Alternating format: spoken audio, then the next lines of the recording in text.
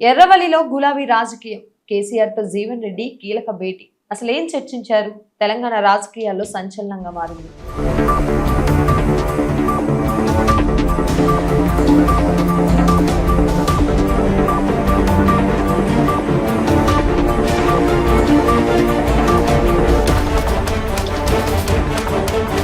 ఇక నిన్నటి వరకు ఊహాగానాలకు మాత్రమే కేంద్ర బిందువుగా ఉన్న మాజీ మంత్రి జీవన్ రెడ్డి వ్యవహారం ఇప్పుడు క్లైమాక్స్ కు చేరుకుందని చెప్పుకోవచ్చు.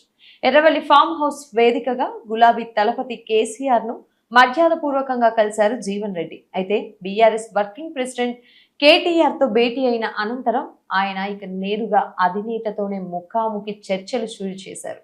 ఎర్రవల్లిలో జరుగుతున్నటువంటి భేటీకి అత్యంత ప్రాముఖ్యత ఉంది. జీవన్ రెడ్డితో పాటు ఉమ్మడి కరీంనగర్ జిల్లాకు చెందిన కీలక బీఆర్ఎస్ నేతలు కూడా ఈ సమావేశంలో పాల్గొనడం జరిగింది. ఎర్రవల్లిలోని కేసీఆర్ నివాసానికి కేటీఆర్, మాజీ మంత్రులు జీవన్ రెడ్డి, కొప్పుల ఈశ్వర్, గంగుల కమలాకర్, వేముల ప్రశాంత్ రెడ్డి, ఎమ్మెల్సీ ఎల్ రమణ, ఇతర బీఆర్ఎస్ నాయకులు చేరుకుని ముచ్చటించారు. అయితే ఈ భేటీలో రాజకీయ ప్రధాన అంశాలను చర్చించినట్లు తెలుస్తోంది. కేసీఆర్ సమక్షంలో తన భవిష్యత్తు కార్యాచరణపై తుది నిర్ణయం తీసుకోబోతున్నారట జీవన్ రెడ్డి. ఇక ఆయన ఒక్కరే కాదు, ఆయనతో పాటు సుమారు 500 మంది ముఖ్య అనుచరులు, కార్యకర్తలు మొత్తం కూడా గులాబీ తీర్థం పుచ్చుకోవడానికి సిద్ధమయ్యారట.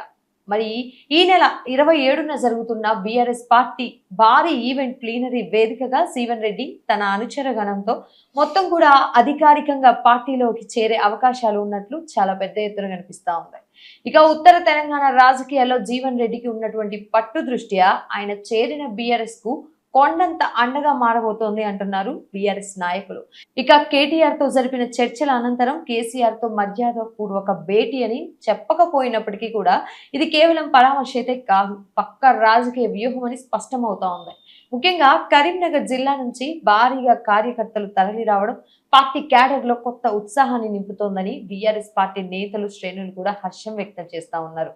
ఇక మరోవైపు చూస్తే జీవన్ రెడ్డి కోడలికి కూడా బీఆర్ఎస్ పార్టీ నుంచి ఎమ్మెల్యే టికెట్ ని కూడా ఇస్తాము అని చెప్పేసి వస్తున్నాయి వార్తలు.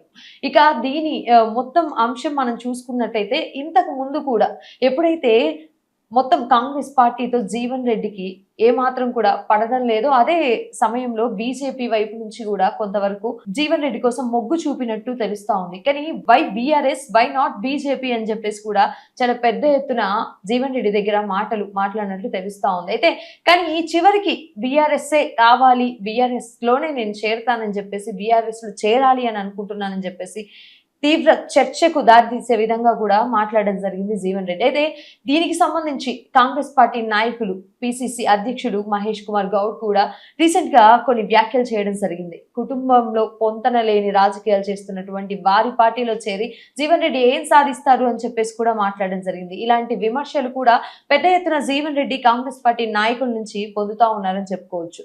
మరి చూడాలి. ఇక ఈ నెల ఏప్రిల్ 27వ తేదీ ఏదైతే ఉందో ఆ రోజున పార్టీ ప్లీనరీ వేదికలో మొత్తం కూడా 500 తన అనుచర వర్గం మొత్తంతో కూడా ఇక జీవన్ రెడ్డి పార్టీలోకి, బీఆర్ఎస్ పార్టీలోకి చేరే అవకాశాలు ఎంతవరకు ఉన్నాయని చెప్పేసి ఇప్పటి వరకు ఉన్నటువంటి న్యూస్.